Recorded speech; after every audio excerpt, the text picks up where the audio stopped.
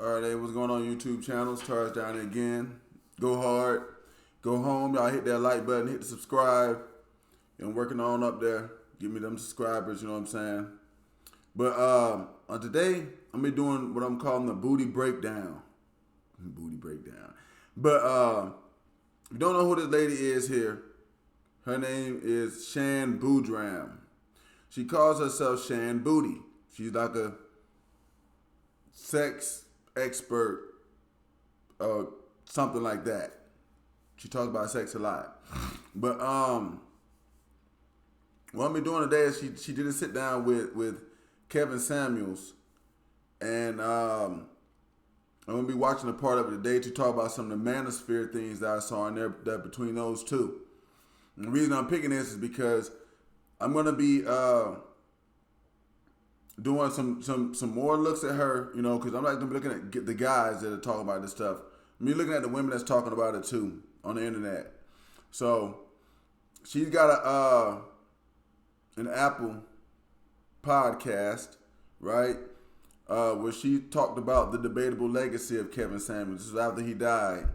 I guess the video that we're about to watch, and I did hear this. I did go and listen to this podcast. If y'all get a chance to listen to it, she apologizes to her fans or her audience for actually working with Kevin Samuels, which is a thing that I think is pretty much no. I'm like, no, why? I mean, there's nothing wrong with sitting down, but and it tells you here, together we assess who benefited from Kevin Samuels' work and who was deeply harmed by it, because they feel like some people were harmed by his work. Y'all stop by and check that out one day or so. But Shan Boody, she's got that one right there. And like I said, she said what she said about Kevin Samuels, and I'm gonna click over here. And now here she is again on the screen, okay? So we're gonna go ahead and start listening to what she's talking about. It is only about a 22-minute video, and I'm gonna talk about a couple of things that she brings up in this video as far as how they go to guys and how I'm saying on my channel. I've seen the guy Donovan Sharp, he rants and raves about this woman, but it's really best for guys to pay attention to what she's saying, because she's a woman with money, an attractive woman with money, and other women are listening to her. So you got to know that. But anyway, let's play this video and start seeing what she's saying. My joint. I'll go to the kid, take a nap. I don't know many women who wanted to have a kid and didn't want to work after that. I definitely don't fit in that bracket. The concept of a high value man is to shoulder and is to carry the brunt, is to be the general. And I think more so what I'd like to see is joint leadership and then joint respect for what each person is bringing to the table.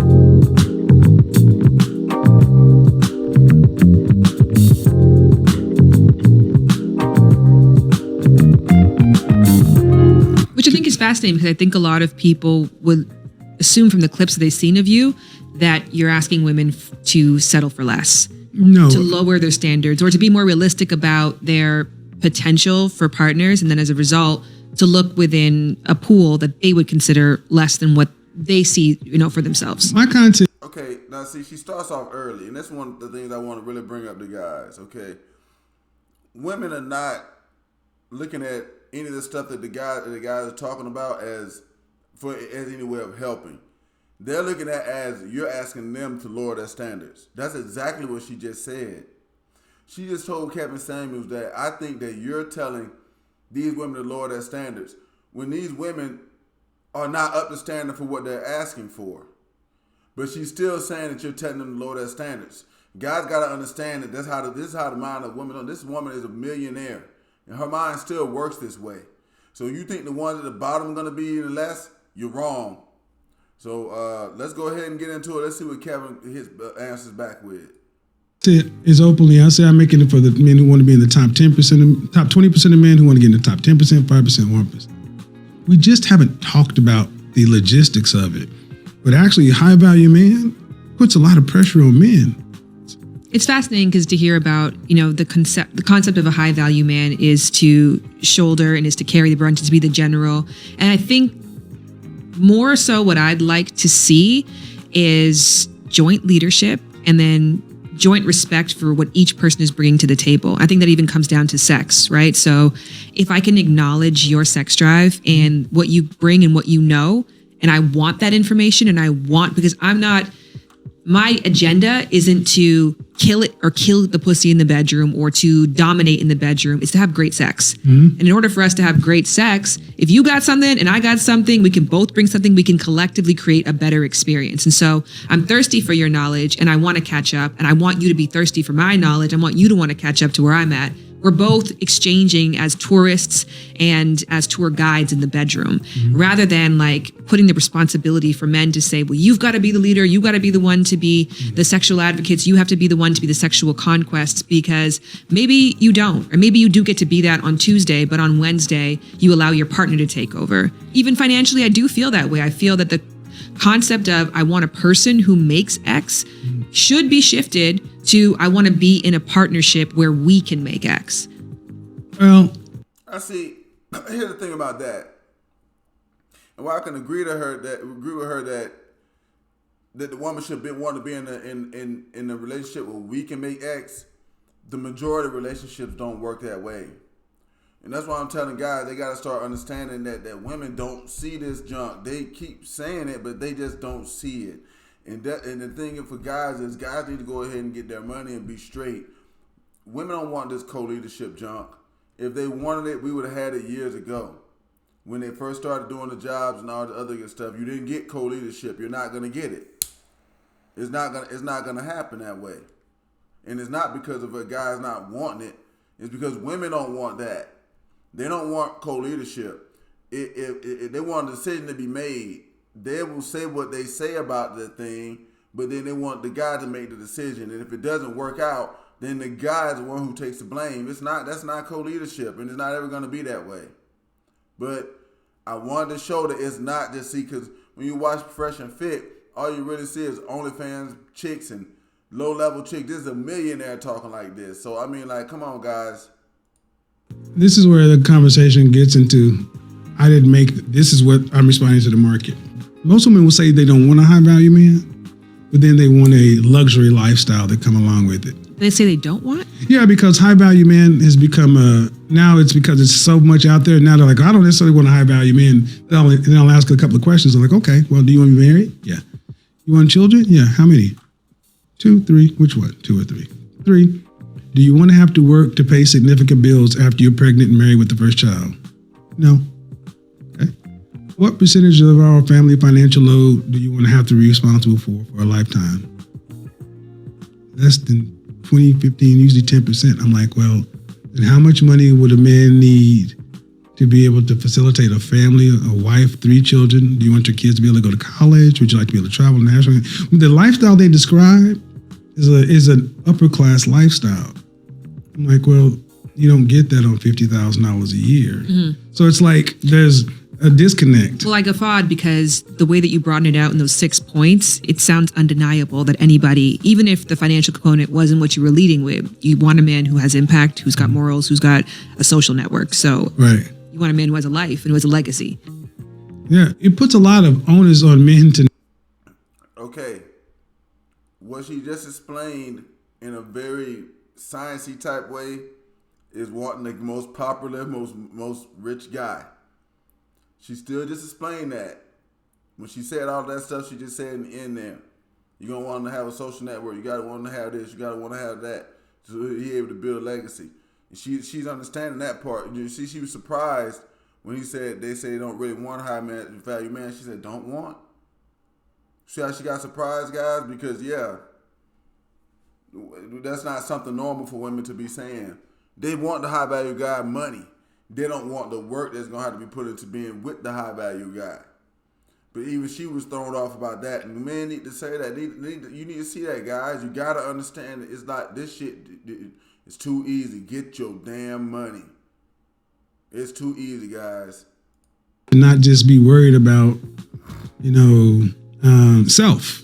You have to be, you want to call yourself a leader than this. Wife has always been valued. Opinion has always been, she's not a stepwife, and they work together, inseparable, for the better outcome for them and the legacy. But at the end of the day, as nice as partnership sounds, a decision has to be made, and we have to go one way or another. And I think what I've seen, I've honestly been, most women want the responsibility after they had their opinion, their point of view to be considered. Which way do we go? Generally, most women say they want their men to do that. What they don't want is they don't want to not be considered. I just said this a minute ago. And it's the way that it works. Okay? But regardless of what she's saying, it's the way that it works is the problem. That's why it's better to go ahead and be in a position where I talk so much about attraction, guys. There's no sense to be running out there chasing this shit down when these jokes are not offering you nothing. And even this one right here with money, you still don't get it. They don't want you to just say, I do this because I'm man. No. And all of that gets whittled down into high value. People have taken high value man and made it a bumper sticker, which I'll take that. Right. But then you sit down and have conversations about it. And does it fit everybody? No. And I'll say this. I put that over here and I advocate strongly for what I consider people in the middle, average. Because most people, the bell curve, are average. And where the biggest disconnect is right now is average men are not desired by women that are average. Women have openly said, I would rather be in a rotation of a man of high value than to get with a man and do the things we're talking about building. I said this before in other videos, and guys gotta start understanding this. Because that man has done video after video after video after video after video after video talking to women. And they kept saying the same thing over and over and over and over. So it's not like it ain't the truth, guys. This is women from different places who didn't know each other, different builds, different lifestyles, and they were all saying the same thing eventually. So it ain't that he ain't telling a lie. So I mean, like, they're saying that I'd rather be a side chick to a dude that I feel like got money than be your girl, and it has always been this way, guys. This is not something new. What is new right now is that they're saying it out loud. They didn't used to say this out loud. What has come new is that they're saying it out loud. That's red alert, guys. Shields up, armed torpedoes. So what do we tell men here in the middle?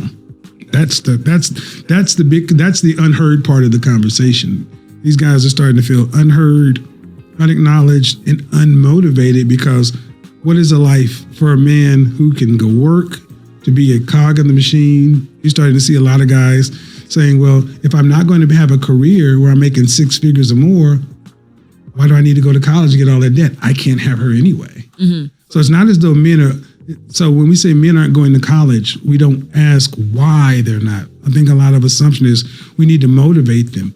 Guys are reading the tea leaves in the dating marketplace, and now in the last couple of years, what they're seeing is starting to be said, well, why is this? Now that's where we are. Because I thought a lot of the same things too. Why is this not happening? Until I start hearing the stories. It's interesting, as I'm listening to you talk, I'm thinking to myself, a lot of the anecdotes of women that you're describing don't relate to me, and they don't relate to women I'm friends with or that I know, or to, frankly, my audience. And so then I'm like, what we're doing is we're having discussions about traditional desires versus maybe more of a modern mindset, but then we're just using binary terms. So we're saying men and women. So you've got modern women who are criticizing your approach, but it's really the genuine truth of some women. I don't know many women who wanted to have a kid and didn't want to work after that. I definitely don't fit in that. My child gives me a why, she gives me meaning, and I love being a mom, but the purpose that I get from working is just a completely different energy. And I know that many women feel the same, that they feel a passion and they feel an excitement towards what they do for a living, what they offer. And so there's no desire to let that go once you've now, achieved another level of success intimately. So I just, in reflecting on that too, I find that men who want want a traditional woman are criticizing modern women as part of the problem, and women who want more of a modern man are criticizing the traditional and saying that this is the issue. Well, that's what I liked what you said about the Facebook group that you have, where you're taking people who've got similar I did my values. own. I took my own test because I thought a lot of the things you said, and then I put them in the room, and I said they operate the same. The human beings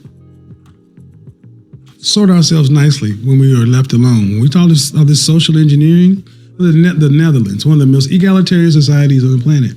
Men are sorting themselves into the science, engineering, technology, math, science, technology, engineering, math, industrial jobs. Women are starting to be overrepresented in healthcare, education, things like that, because it's about choice. But I want to focus on something you're saying, our audiences. You have a college-educated female audience. That's who made me famous. Because when I was doing 30,000, that's who was in their audience. That's who was calling in.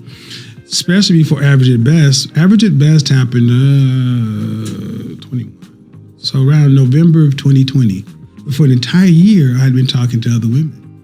And that million plus on Instagram and on YouTube, I look at the numbers and I get the messages.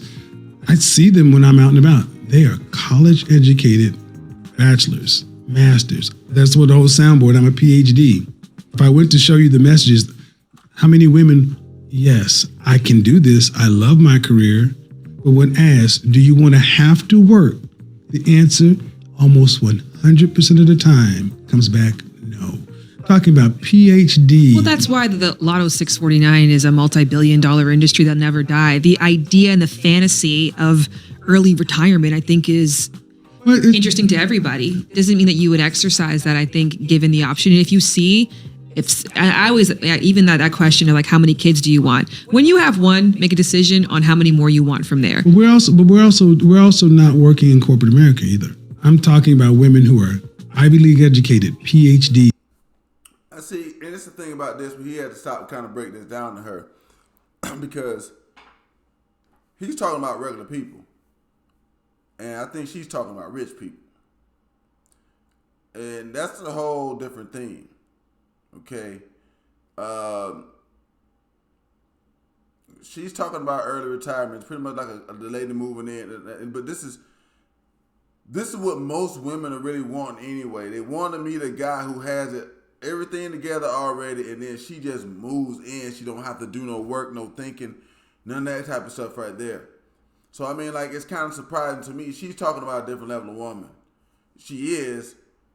And one of the things I talk about I'm trying to get together with my channel is for guys to be able to get to this level of woman that does want to work with you, does want to help you out, does want to do A, B, and C. It's like, you know what I'm saying? It's out there. She's sounding like it, but they don't know the difference between all the other stuff. She's showing that now too. She doesn't know the difference between all these groups, and none of it relates to her because she's out of touch with everything else. She's in the safe zone, and inside of that safe zone, she's pretty much good. So she doesn't understand the outside, what's going on the outside of everything, I think. So let's see what Kevin has to say. These attractive women who will tell you right now, I can date this guy that I want to be a housewife, or I want to not have to work doing this because they're doing so much emotional labor. They're giving the nurture, the thing that a lot of women would like to be able to give to a relationship, to a job. That's why I was surprised when I asked the question, would you quit your full-time job to work part-time for your man? And normally I have a lot of views, but not comments. Black women in particular, you would have thought I was a different influence. I'm like, so while there are women in this space, where there are women who find a lot of value from their careers, it's not, we're typically on this side of the camera. We've also seen a rise in stay-at-home dads, right? So now there's the notion that we're understanding that women's work is just as important or sometimes more important. And there's a lot of studies actually show that balance actually works, that when the man stays home and looks after the child, and that could be logical for that partnership. So I love the fact that there are women. I think that's kind of the thing too, is that traditional women or men in a certain space look at it like I'm trying to discourage women from leaning into that. If your biological drive is to stay home and to nurture, and you want to do what your great grandmother did, because there's beauty in that, that's wonderful. I just don't know if that is the one size fits all story that we should say majority of women want to subscribe to. Well, okay. There always will be the anecdotal. What percentage of women, if you had to look at the sample size of women who are marrying age, would want to stay at home dad? If you don't learn how to own your future, pornography addiction will own it. I'm not sure about that, because there's still a lot of emasculation, and we still have an issue with our definition of masculinity, and women still have to get over that. There's still a lot of work to do with women asking for men to be one thing and then putting themselves in a position to be good recipients of that. I love vulnerability. Okay, now see, she said something that made sense right there.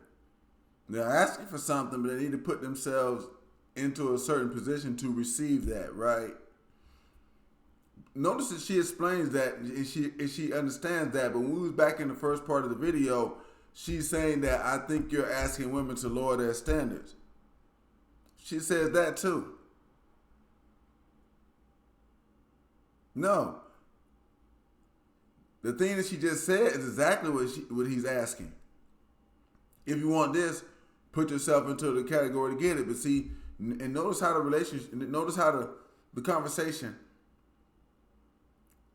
it's just topsy-turvy.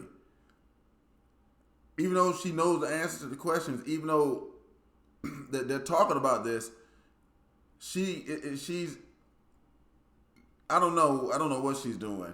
But that's the reason why I kind of brought this kind of video up, because I wanted to show like the guys like, hey, look, man, even when this guy sits down with all this patience and talks to this person, it's still going all the way around the world about other things.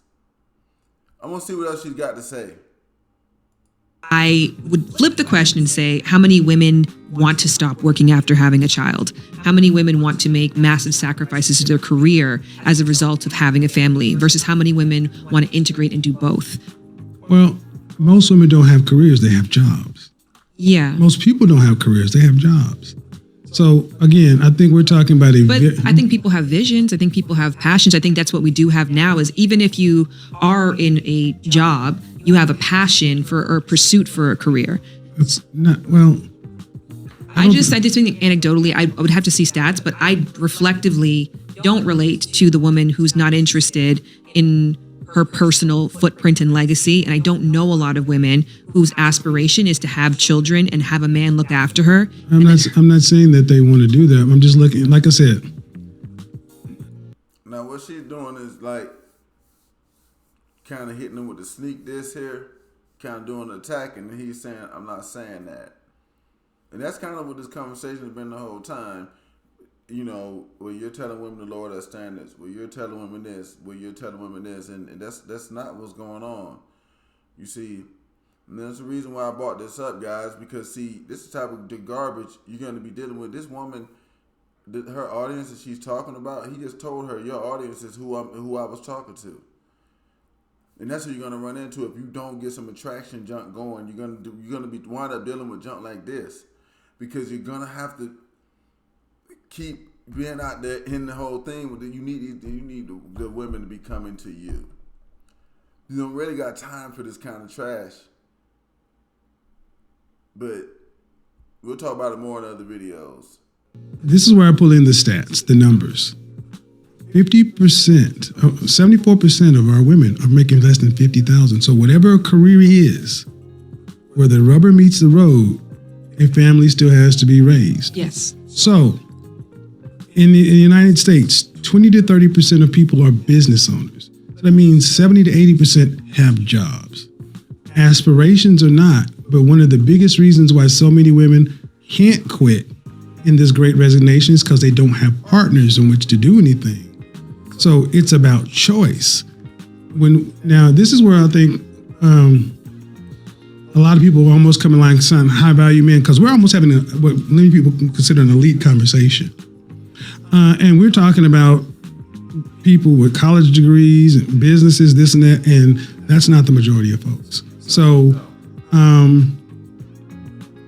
the bigger question, I think, is for the people who don't have those choices, we're starting to see a decline in the middle class where I will ask women, okay, if you can't have a high value man, okay, and you would give you, and a woman as yourself, you would say you're an average earner, you have a college degree, and you have average everything, okay?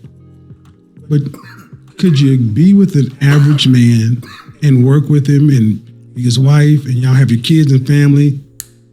And every time I'm not going to lie, when I talk to women, 90+% of the time, the answer is no. Mm-hmm. If I got to do all that, I'll be by myself. Yeah. So what are we telling men that? It's also the way you positioned it. If you positioned it now, you're with a partner who gives you space. Like Kevin Sam was almost flipped out right there. The Joker had to. It's like, what the hell? But see, this is what you're going to deal with, guys. If you don't get some doggone money, some attraction about yourself, you're going to deal with a Joker that's always flipping and turning shit and this and that. You don't got time for this. This is what most of you guys are finna be dealing with. If you don't fix your own shit first. To pursue because they're taking care of the home. You're with a partner who is supportive of you. Your partner is. They're both working. But if your partner's taking on the brunt of, because maybe you have a passion project. So we're saying what's important to you as an individual will be amplified within this relationship. It's going to alleviate pressure for you. This person's going to be supportive of you. See, this is what I'm trying to say. No. She got a job. He got a job. Everybody busting their butt. And to put money together for that house. And see, she's not seeing, as I kept telling you guys, she's out of touch. And a lot of women have gotten out of touch. And if they've gotten certain ideas like how this woman is right here, she's at least a millionaire. You got women who are not millionaires that think like this guy. Work down there, work with you. And they got this idea. You gotta be paying attention to it, guys. Maybe they'll work for you part-time. So I think if the notion is you have to do all this. What I'm saying is both of these people are working. They don't have, we're still going to their work. I'm talking about coming from Oklahoma where you work at the plant. I think the way that I heard it, let me just interpret it back to you and see if I misunderstood. But it sounded as if, well, if you have to take on the financial responsibility and if you're the person who is in the lead and you have to make all the decisions and you're with somebody who has a trade who's making less, is that a relationship that you want? No, what I'm saying is you're a teacher. You're making $50,000. He's a plumber. He's making $50,000. Okay? You're able to live your life and take care of yourself, and he's able to live his life, take care of himself. Could you be together and have a family if you still got to live your life, you still got to work? And even if you had children, you still got to work, he still has to work. You get FMLA, the 13 weeks off, and then you guys do whatever you do. You work it out like most middle class people, and overwhelmingly, women say, no, if I have to work as hard or harder when I'm married, then I'll stay single. So that makes me sad. And this is what so many of my critics and detractors don't realize. It's like, well, what are we telling men they're worth? This is why this high value man thing is taking us such a virulent thing with so many men, because the market, in this case, women, have said, what about... Before you renew Amazon Prime, watch this. Look, I love Amazon Prime. Free 2-day shipping is great. What about a life? Does somebody chronicle your life to build with legacy? You don't get to travel to Paris, but Disneyland. I don't want Disneyland. And I'm like, well, what are we telling people? Based upon what I've lived in my life and seen, I know plenty of women who have said, they want to work and have their career. The reality has been they want the option to not have to. And then if they have their passion projects or they want to do something, they want to be, but they don't want That if they're not bringing it in, that they lose the house, the car, the this, the that. And the thing is, if you're telling men that's the outcome you want, you shouldn't have a demand or an expectation, because what it appears to be from what the hundreds or thousands of conversations I had is that women want everything. And most people can't afford that. And that's what I want to get down to. It's like, well, ladies, if you want a man who can provide a luxury lifestyle, do you want everything else that comes along with that? You may not see them as much, especially if they're corporate. We're having these conversations, and here's the reality. The men who can provide the kind of lifestyle, I would just say this. If 10% of men or less can provide that lifestyle, 50% or more of women want that lifestyle. The numbers don't match. So if you can't get the 10%, what are you willing to do? And that gets translated into settling. I'll be honest, a lot of times men are hearing they have to settle. Cool, if you got all the things you wanted, what is he going to get? Me. And if we flip the script, there's no way in Hades you're going to tell me that this woman would think she should settle for an average guy. She'd want someone on her level. So this is what men are saying. Men are saying, if it's all right for women to want the best, then we should want what we're worth. And now that's where the war started. And I'm trying to tell people that you're not in this environment. It's an elite top 10, top 20, top 15, top 10%. Where are you really at? And adjust yourself. And that's why the video went so viral. Her choice was, if I don't get this, I get nothing. That's why this has become such a contentious conversation, because it's so extreme. Well, I'm going to say it like this. It don't matter where you're at on the spectrum, you need to get as good as you possibly can. You need to climb up as much as you possibly can. It don't matter where you're at on the spectrum. Because sitting there saying, like you can see by this conversation right here, even though you're talking to somebody who's intelligent, been to college and stuff like that, and makes a lot of good money, still basic principle of things for getting turned around and switched. But this is what you're going to be dealing with out there in the streets, guys. This is what's coming to you. I'm telling you, this is an older cat. I'm already seeing it. I'm 44 years old, guys. This is what's coming to you. That's why I keep telling y'all, get your doggone money and jump. Let them. You gonna run into somebody. You can cold call. You can do some stuff. So I'm not saying you can't all the time. What I'm saying is that should not be priority. Getting your money and being you should be priority. And you gonna run into a bunch of them along the way doing that too.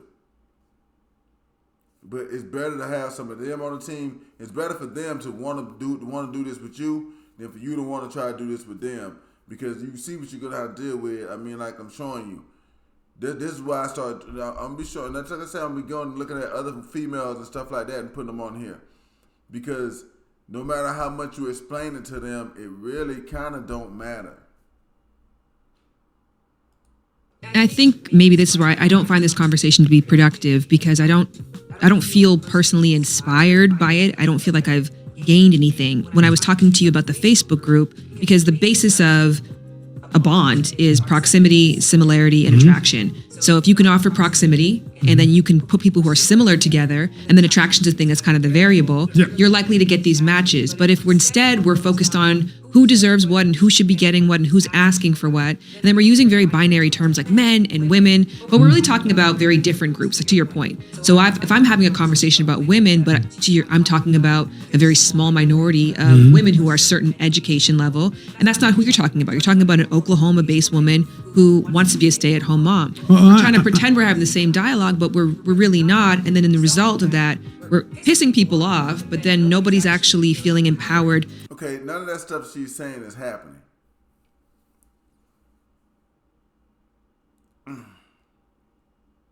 None of that stuff she's saying is happening.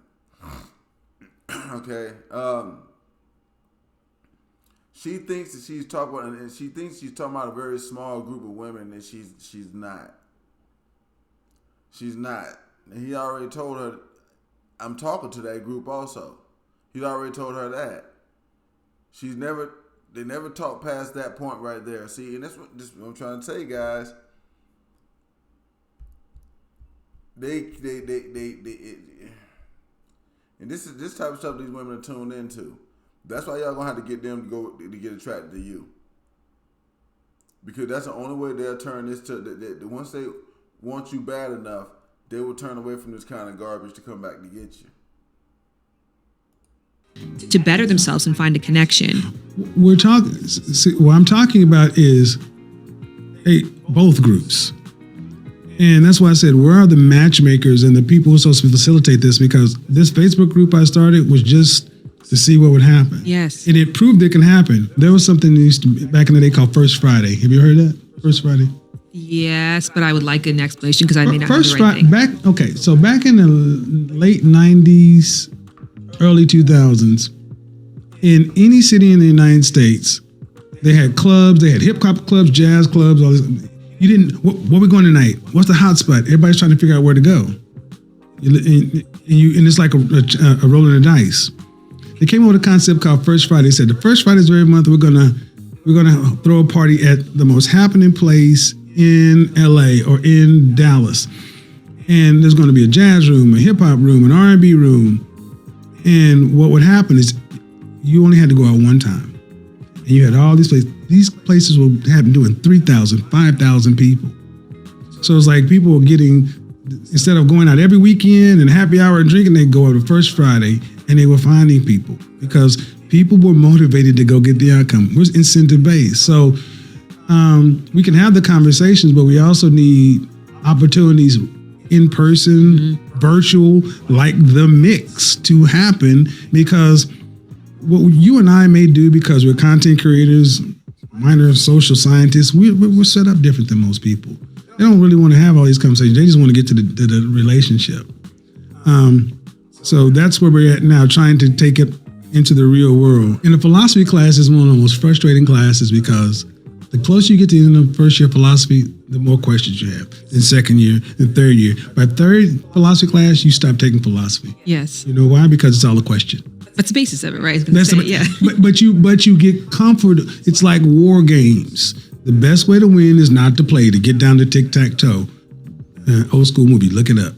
Global thermonuclear war. You cannot go to war because everybody dies. So the computer learned the only way to win is not to play. And whatever we call it, I want you, you want me, let's make a deal. And then right off into the sunset or the hills or whatever we do. I'm serious. I'm so dead serious. We are not that complicated. We go together. We do. We go together and we want to be together. So I think this has been great, honestly.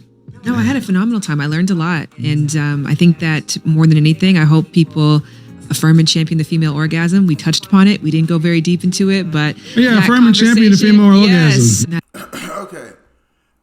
So, rounding this one off, guys. All right. Now, she said in the end that she learned a lot. She said that she learned a lot, but she kind of gave him some pushback a little bit earlier there.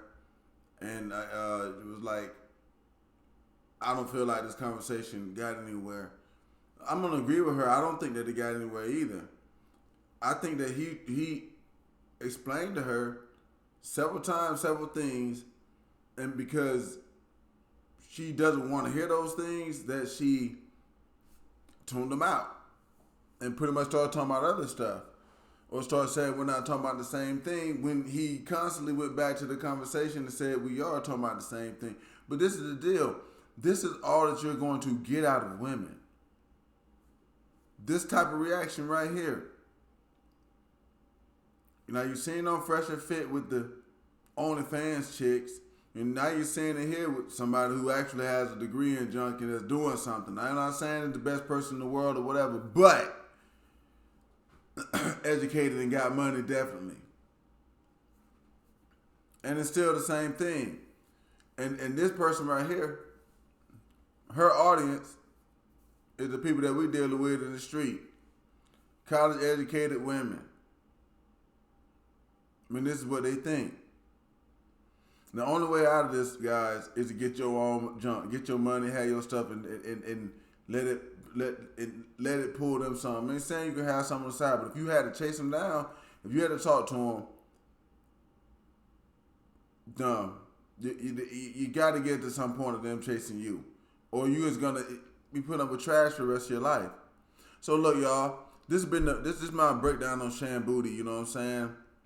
all right person. I don't think she's somebody that all women should listen to. Maybe college educated women. Well, I'm gonna tell you the truth.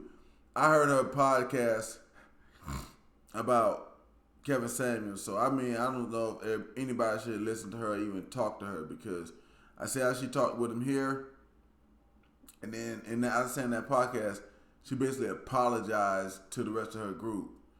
You know what I'm saying? Check that podcast out, guys. See what they're talking about. But you know, this is the type of woman that a lot of y'all finna be dealing with.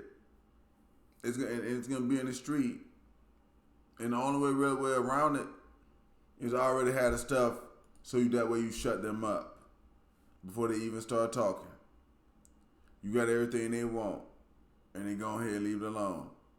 So it's been Taurus down to y'all. Go hard, go home. Y'all take it easy. Hit the subscribe button if you like what you saw, and leave me something in the comments, and we'll talk about it. Peace. I'm out of here.